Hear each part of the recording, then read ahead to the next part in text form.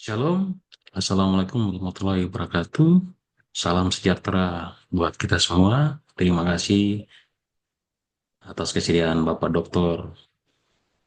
Sparta dan rekan-rekan mahasiswa-mahasiswi IBS yang kami banggakan. Pada kesempatan ini kami akan mempresentasikan judul presentasi atau topik pada saat ini, yaitu manajemen risiko perusahaan energi dan perusahaan non-keuangan.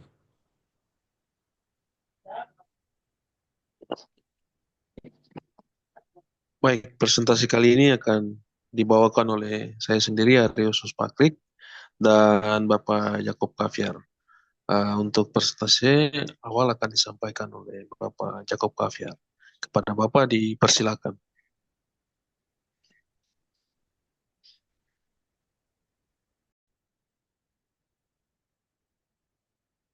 Baik,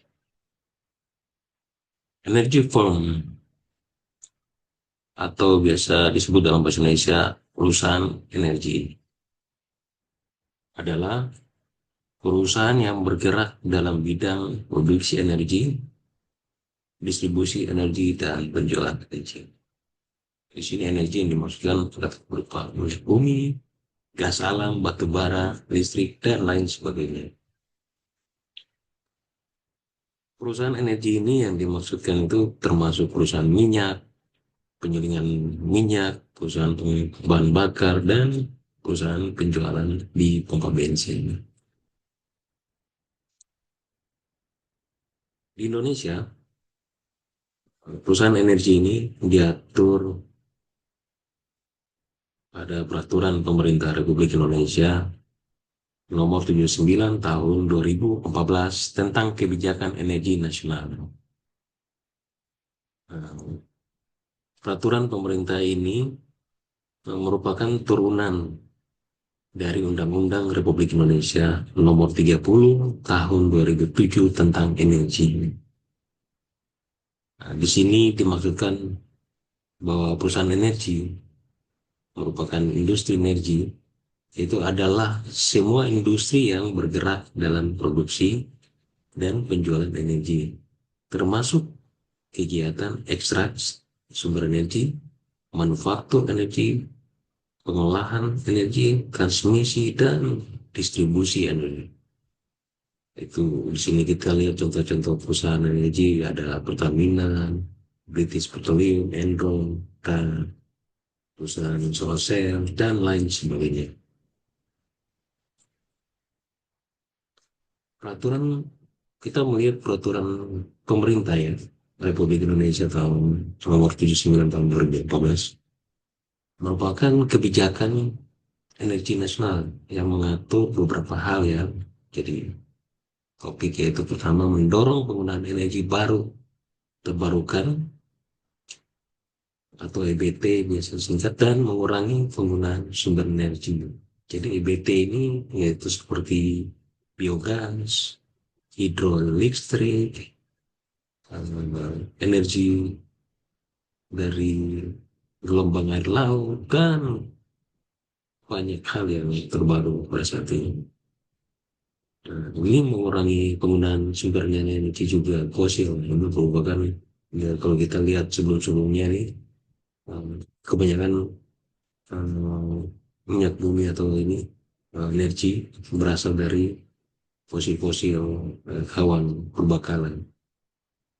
Yang berikut, pemerintah menargetkan penggunaan EBT atau energi terbarukan ini minimal 23% hingga 2025 dan 31% pada tahun 2050. Yang berikut, aturan ini juga membangun cadangan energi nasional yang berdiri dari cadangan operasional, cadangan penyangga energi atau CPE, dan cadangan strategis. Aturan ini juga mengarahkan pengelolaan sumber daya energi untuk menjaga dan meningkatkan kualitasnya. Aturan ini juga melaksanakan konservasi sumber daya energi dengan pendekatan lintas sektor. Aturan juga ini juga menekankan mengutamakan sumber daya energi yang lebih lestari dalam penyediaan energi. Aturan ini juga menjamin ketersediaan energi dalam jangka panjang dengan melakukan konservasi energi dan efisiensi pengelolaan sumber daya energi. Industri energi ya adalah salah satu industri terbesar di dunia. Jadi selain daripada industri tekstil, industri kecil, KMK dan lain-lain, industri energi ini adalah industri yang terbesar di dunia. Nah, sumber energi sangat penting bagi berfungsinya ekonomi modern dan permintaan global terus meningkat selama abad sejak abad ke-20 hingga sekarang. Nah, tren ini tidak menunjukkan tanda-tanda akan berhenti. Nah, terkait dengan konsumsi energi dunia diperkirakan akan tumbuh sekitar 60% antara 1997 dan 2020. Nah, dengan sebagian besar pertumbuhan tersebut itu berasal dari pasar negara berkembang, itu termasuk Indonesia. Di sini lingkungan tempat industri energi beroperasi menunjukkan kebutuhan yang mendesak akan manajemen risiko perusahaan. Nah, dalam banyak hal, lingkungan ini berkembang dengan cara yang sangat mirip dengan layanan keuangan. Nah, di sini tren ini membuat deregulasi telah mem- membuat ini tren industri energi ini ya mengandalkan tren yang pertama dan terpenting antaranya adalah tren deregulasi. Nah, deregulasi ini hmm,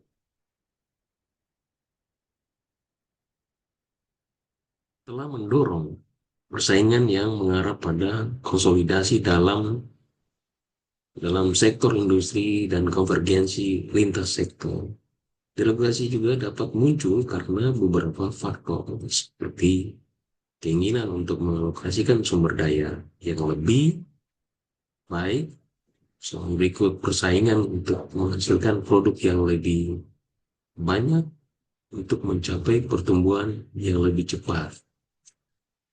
Nah, di sini Amerika Serikat yang mengimpor sekitar 20% produksinya kebutuhan energi saat ini diproyeksikan akan mendekati swasembada 2035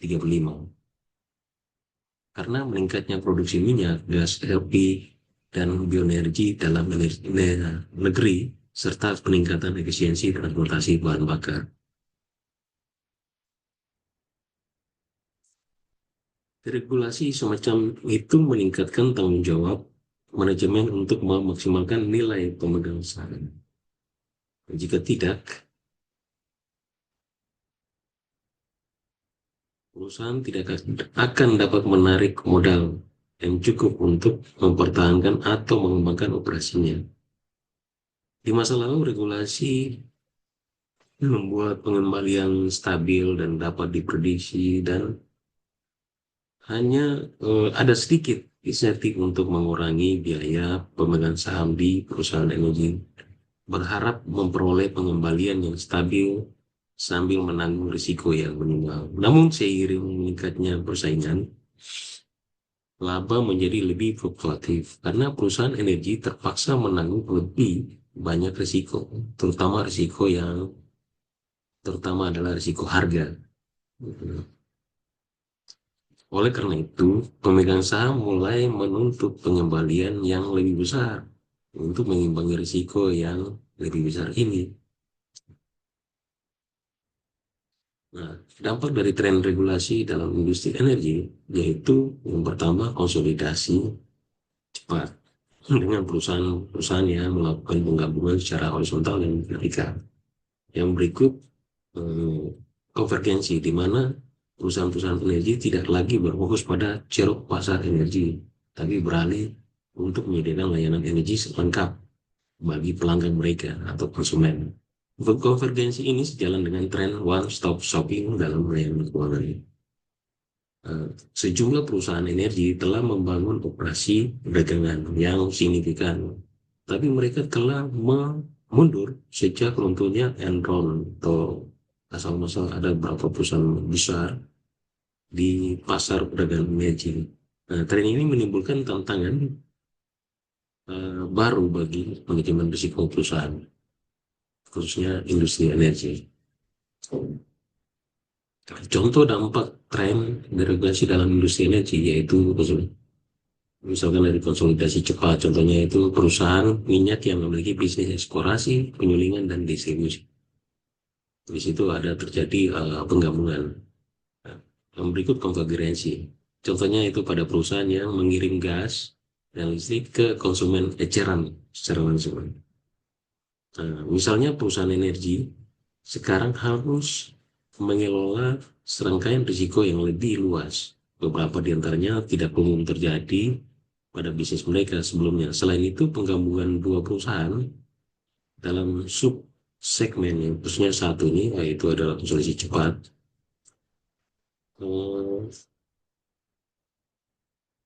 Subsegmen industri ini yang berbeda seringkali berarti sistem manajemen risiko harus diintegrasikan. Integrasi ini harus dilakukan di tingkat perusahaan karena entitas baru kemungkinan memiliki profil risiko yang sama sekali berbeda dari bagian-bagiannya yang lain yang terpisah. Selain itu, kemungkinan ada lebih banyak cara untuk mengelola risiko sehubungan dengan eh, aktivitas distribusi dan perdagangan. Untungnya perusahaan yang lebih besar dapat menyediakan lebih banyak sumber daya untuk manajemen risiko dan buktinya adalah hal ini sedang terjadi. Integrasi paling lengkap terjadi dalam bisnis minyak dan sebagian besar perusahaan minyak terintegrasi yang besar telah menginvestasikan sumber daya yang substansial dalam mengembangkan kemampuan mereka di area ini. Perusahaan listrik dan gas alam kemungkinan akan mengikuti karena pasar ini terus mengalami deregulasi. Dampak kedua, dan dari deregulasi ini ya, terciptanya sekelompok pemasaran dan perdagangan energi yang lengkap. Kelompok-kelompok ini cenderung lebih aktif di pasar dan dengan demikian lebih rentan terhadap risiko dan ketidakpastian pasar dibandingkan lembaga induknya. Nah, di sini berkat deregulasi volatilitas harga energi dapat jauh lebih tinggi daripada kualitas harga keuangan, seperti yang terkait dengan suku bunga, nilai tukar atau uang asing, dan harga bekas. Fluktuasi harga ini menimbulkan resiko bagi perusahaan energi, baik dari sisi beli maupun sisi jual. Margin keuntungannya pada dasarnya adalah selisih antara kedua harga ini atau biasa disebut crack spread dalam istilahnya, dan dengan demikian tantangan tentang terhadap risiko pasar. Sebagian risiko dari risiko pasar ini dapat dilindungi nilai. Perusahaan dapat melindungi kebutuhan minyak mentahnya dengan menggunakan kontrak berjangka, namun hal ini membuatnya terpapar pada risiko dasar bahwa minyak yang ditentukan kontrak berjangka tidak akan sepenuhnya sesuai dengan kebutuhan. Nah, perusahaan penyulingan minyak misalnya menghadapi risiko pasar dari fluktuasi harga minyak mentah yang dibelinya, tetapi juga dari fluktuasi harga produk olahan yang dijualnya. Margin keuntungannya pada dasarnya adalah selisih antara kedua harga ini atau spread. Dengan demikian sangat rentan.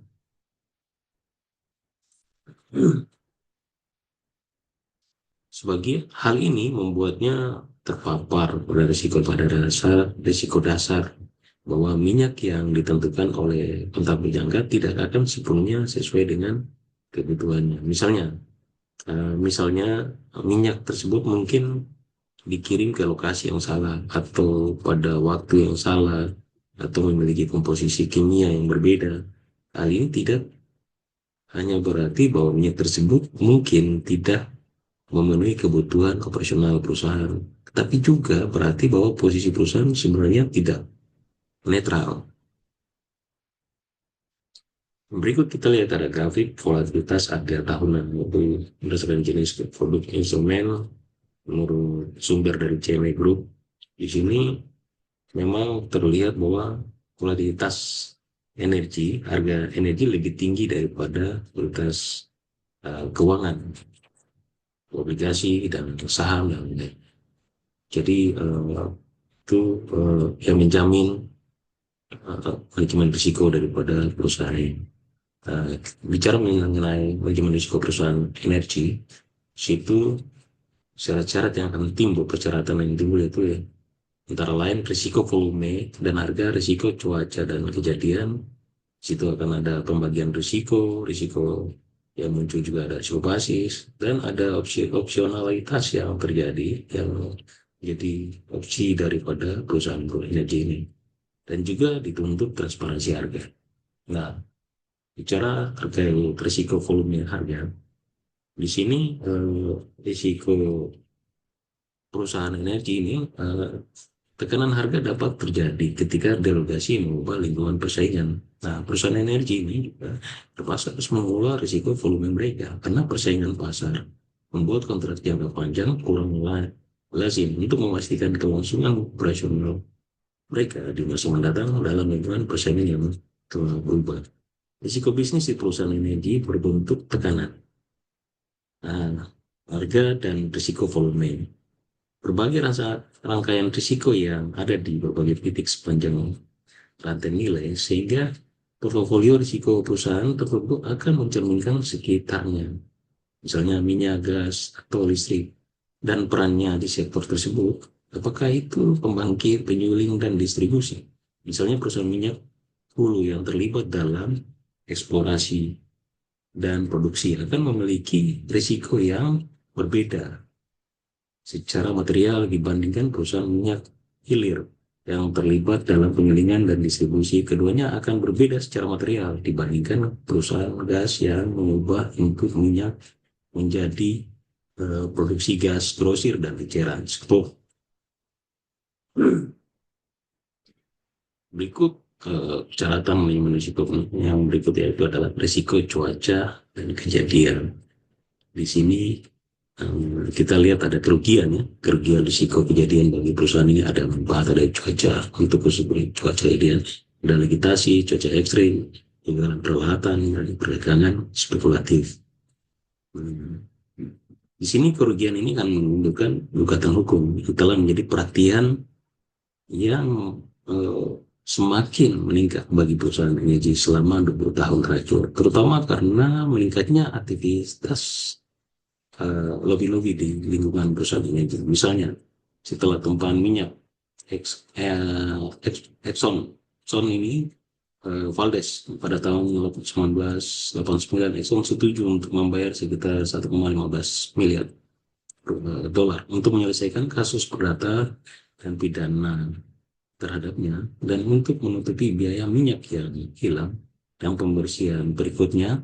Demikian pula perusahaan BP yang berbasis di London didenda 4,5 miliar oleh Departemen Kehakiman AS sebagai akibat dari tumpahan Deepwater Horizon pada tahun 2010. Salah satu jenis risiko cuaca yang sangat relevan bagi perusahaan energi saat itu yaitu cuaca. Risiko cuaca dapat mempengaruhi perusahaan dengan mempengaruhi exposure, risiko kredit, pasar, dan situasional. Misalnya, gelombang panas yang parah dapat menyebabkan kekurangan daya listrik di pasar minggu. Dalam situasi ini, kemungkinan ada rekanan mungkin gagal bayar listrik dan dikontrak jika kekurangannya cukup parah, seperti pada kasus Gulf Amerika dan lain sebagainya. Di sini juga prasyarat yang berikut yang akan terjadi adalah pembagian risiko.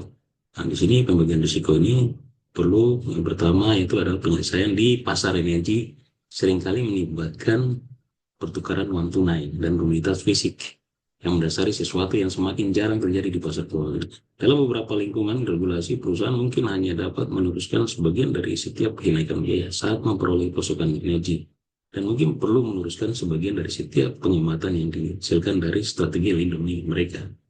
Hal ini juga harus diukur dan dimasukkan ke dalam model VAR atau validitas harga. Bahkan jika industri tersebut benar diderogasi udah FAR, tetap perlu memperhitungkan batasan tersebut meskipun diberlakukan praktik industri sebagai pengganti regulator. Di sini prasyarat yang berikutnya terkait opsionalitas. Nah, di sini sebagian besar pemasok energi secara implisit menawarkan beberapa opsi dalam jumlah energi yang eh, mereka sediakan kepada konsumen, baik eceran maupun komersial atau grosir. Mereka mungkin juga memiliki opsi pelengkap. Untuk meningkatkan opsi ini, masing-masing permintaan dan penawaran memiliki nilai yang harus disertakan dalam perhitungan VAR. Konsumen individu biasanya memiliki opsi untuk menggunakan lebih banyak, lebih sedikit, atau lebih sedikit daya selama periode waktu tertentu daripada rata-rata historis. Sejumlah faktor akan mempengaruhi pelaksanaan opsi ini. Salah satu yang terpenting adalah cuaca. Misalnya musim panas, luar biasa hangat dapat meningkatkan permintaan untuk AC. Dan demikian, sementara musim dingin yang luar biasa hangat dapat mengurangi permintaan gas untuk sistem pemanas.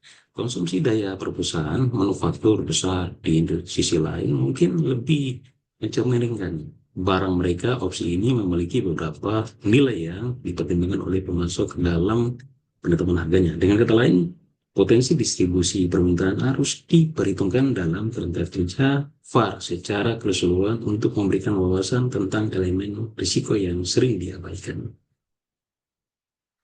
Nah, di sini pendekatan yang biasa diambil mencakup dua langkah, yaitu membangun model matematika untuk permintaan sebagai fungsi berbagai faktor, dan yang kedua berbagai model ramalan untuk membuat distribusi penguasaan potensial.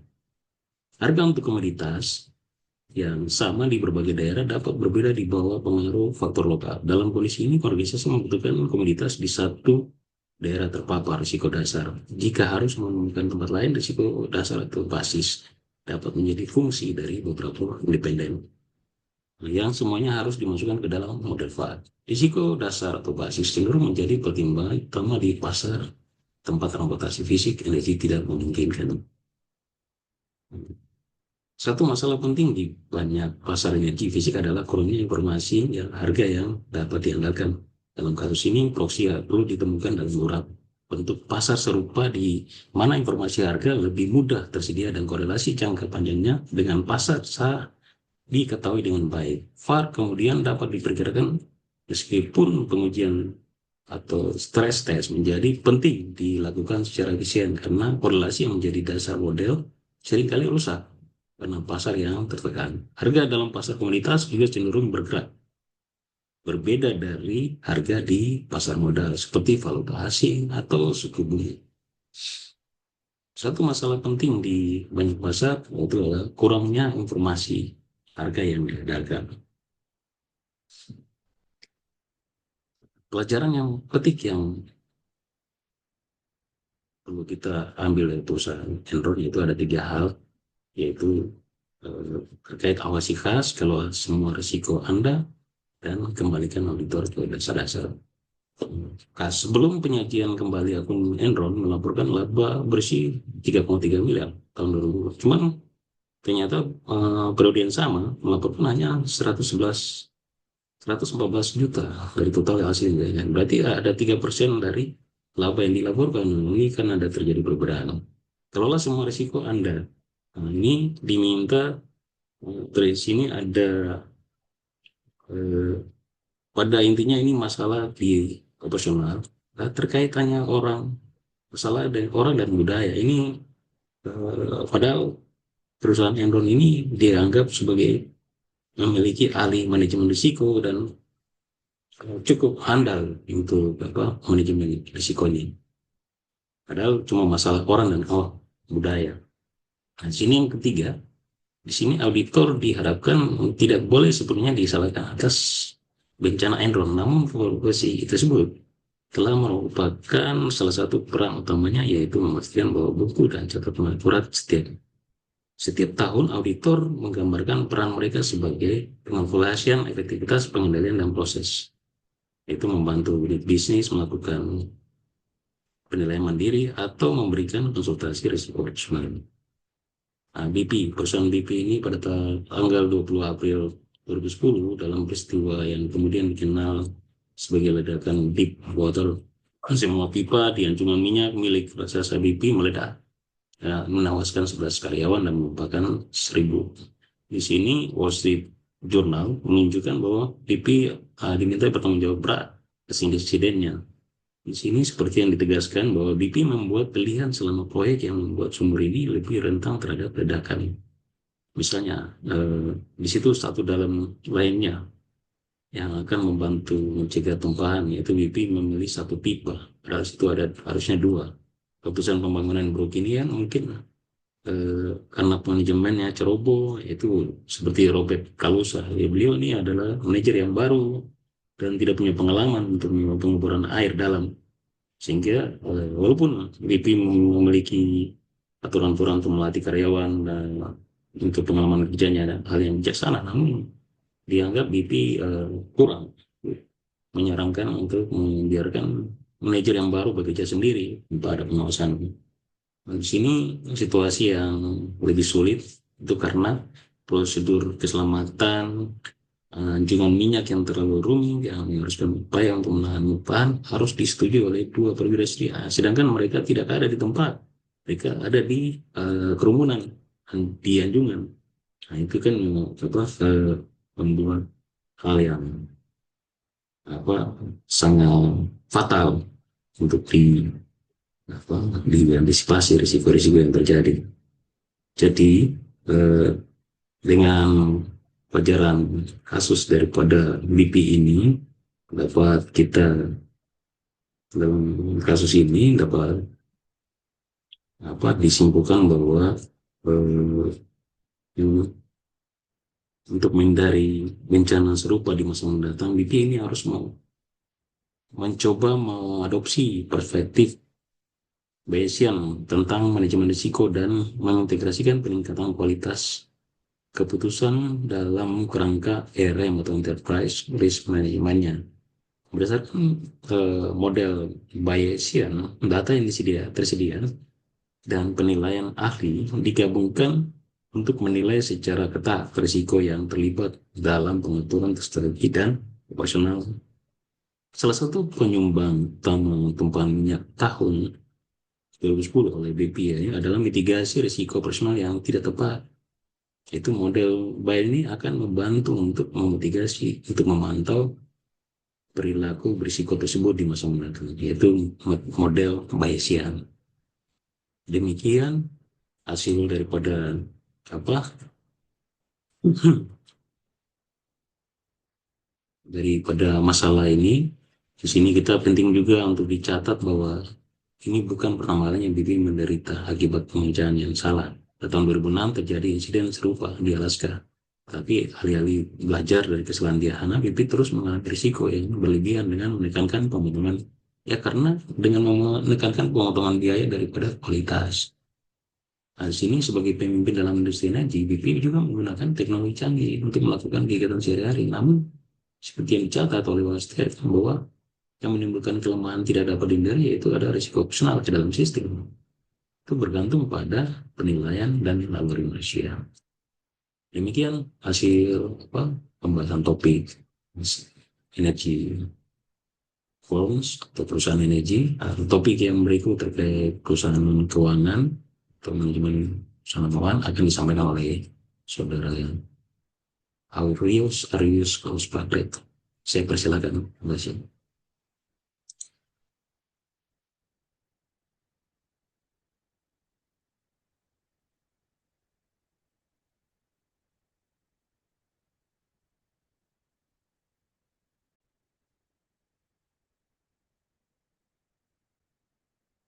Baik, terima kasih untuk waktu yang diberikan kepada saya.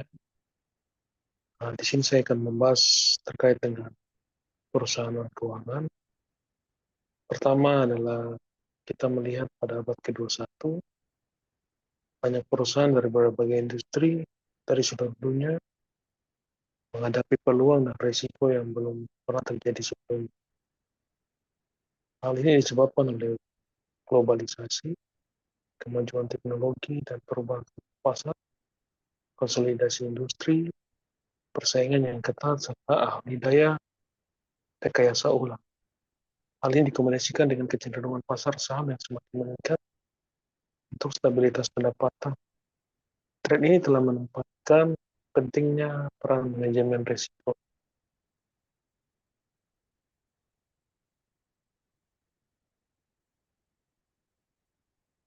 Beberapa persyaratan manajemen risiko perusahaan dan keuangan. Ada beberapa risiko-risiko yang dihadapi di perusahaan dan keuangan.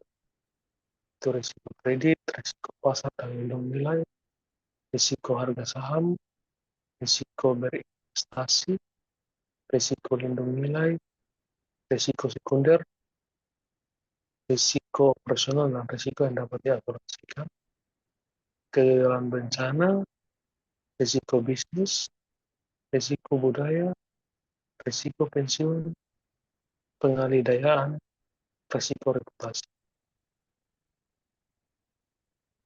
Kemudian praktik terbaik manajemen risiko perusahaan keuangan. Proses manajemen risiko secara keseluruhan untuk perusahaan terdapat identifikasi dan penilaian risiko, kuantifikasi dan pelaporan, serta manajemen dan pengendalian risiko. Salah satu metode identifikasi risiko yang dipopulerkan oleh perusahaan adalah penggunaan pemetaan risiko. Seperti yang kita lihat pada gambar ini,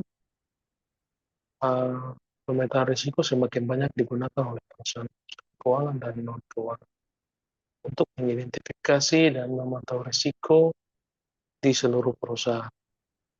Di gambar ini menunjukkan peta risiko yang dapat peningkatan paparan risiko berdasarkan tingkat keparahan pada sumber horizontal dan berdasarkan probabilitas pada sumber vertikal. Proses pengembangan dan penerapan peta risiko adalah sebagai berikut. Yang pertama adalah tetapkan kerangka kerja top-down taksonomi menyeluruh untuk mengklasifikasikan semua jenis risiko. Dua adalah membuat daftar bottom-down risiko spesifik untuk unit bisnis dan fungsional berdasarkan riwayat kerugian dan penilaian mandiri.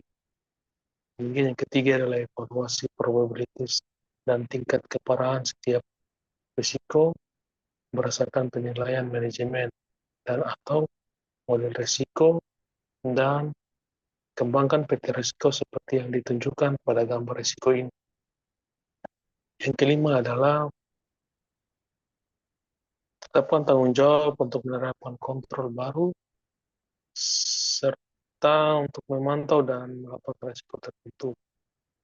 6. Gabungkan peta risiko individual ke dalam peta risiko perusahaan dan tentukan apakah kontrol baru diperlukan dalam perusahaan. Ketujuh adalah kembali ke langkah 1 untuk memperbarui dan menyempurnakan proses pemetaan risiko secara bertahap. Praktik terbaik manajemen risiko perusahaan dan keuangan. Pemetaan risiko telah menjadi alat identifikasi dan penilaian risiko yang banyak digunakan fleksibilitas untuk menggabungkan risiko finansial dan non-finansial. Mengingat fleksibilitasnya, proses pemetaan risiko harus menunjukkan kualitas tertentu. Yang pertama adalah komprehensi. Peta risiko merupakan kerangka kerja yang menyeluruh untuk mengidentifikasi dan menilai semua risiko yang dihadapi oleh perusahaan. Yang kedua adalah konsistensi. Konsistensi adalah taksonomi standar, menetapkan bahasa umum untuk membahas paparan risiko dan standar untuk penilaian risiko. Menyediakan metodologi yang konsisten untuk mengevaluasi probabilitas dan tingkat keparahan. Yang ketiga adalah akuntabilitas. Unit bisnis dan fungsional terlihat langsung proses pemantauan dan risiko.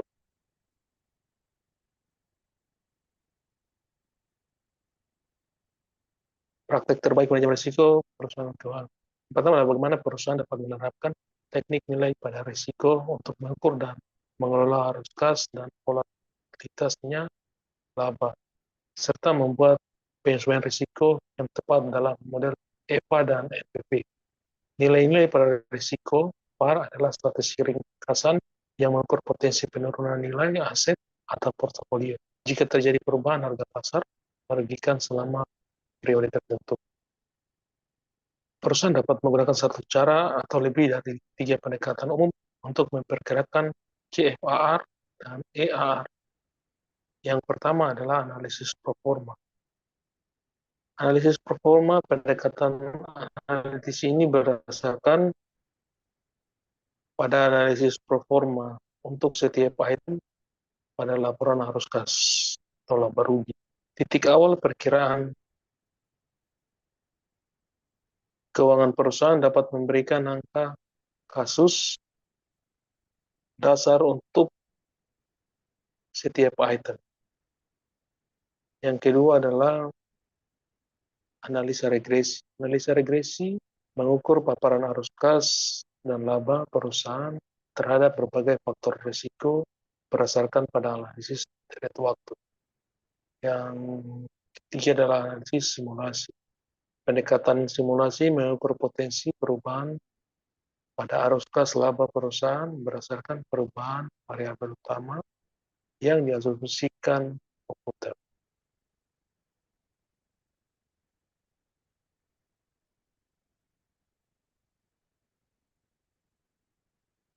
Praktek terbaik manajemen risiko perusahaan dan keuangan.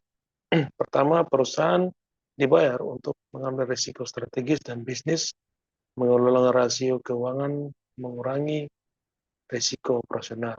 Kedua, manajemen perusahaan harus memulai dengan menetapkan kriteria yang jelas untuk penerimaan bisnis terhadap risiko strategis dan praktis, dan melembagakan proses yang berkelanjutan untuk memantau risiko.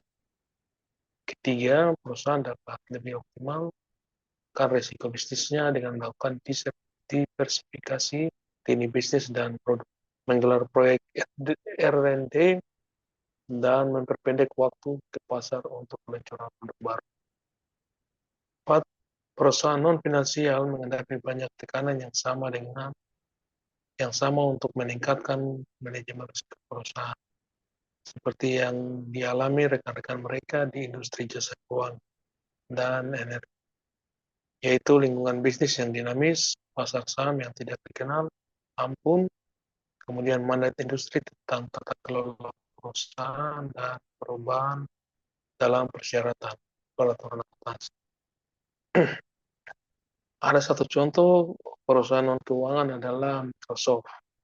Microsoft Corporation adalah raksasa perangkat lunak Amerika yang mulai menerapkan program manajemen risiko perusahaan pada tahun 1994 dan 1995. Scott Lange, Direktur Manajemen Risiko, pada saat itu memulai dengan mengembangkan daftar komprehensif risiko yang dihadapi perusahaan dan menyurtinya ke dalam 12 kategori luas, yaitu keuangan, reputasi, teknologi, persaingan, pelanggan, karyawan, operasi,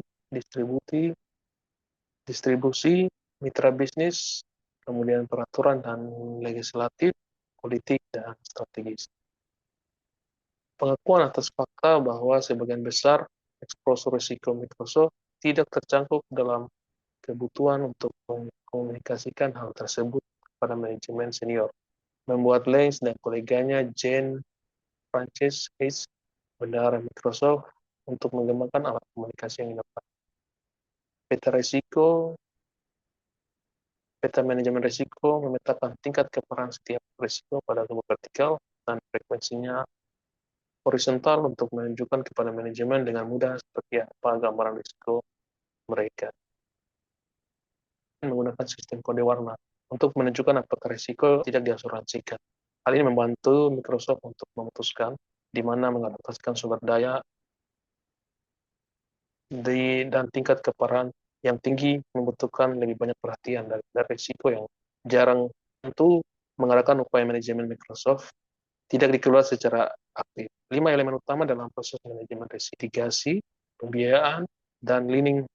3 kolom berikut diberi label saat ini, tujuan saat ini mengelola risiko tersebut. proses ideal dan tindakan apa yang diperlukan untuk mencapai tujuan tersebut.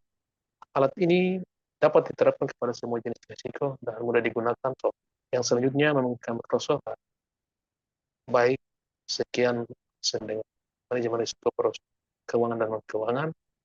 Kiranya materi yang disampaikan boleh menjadi bahan pembelajaran kita dan kita boleh mendapat dari pembelajaran. Atas nama kelompok 11, saya Arius Katrina Susagrik dan Pak Jacob Kapiar mengucapkan terima kasih untuk perhatiannya dan kami mohon maaf jika dalam presentasi kami ada hal-hal yang kurang berkenan. Mohon dimaafkan. Terima kasih.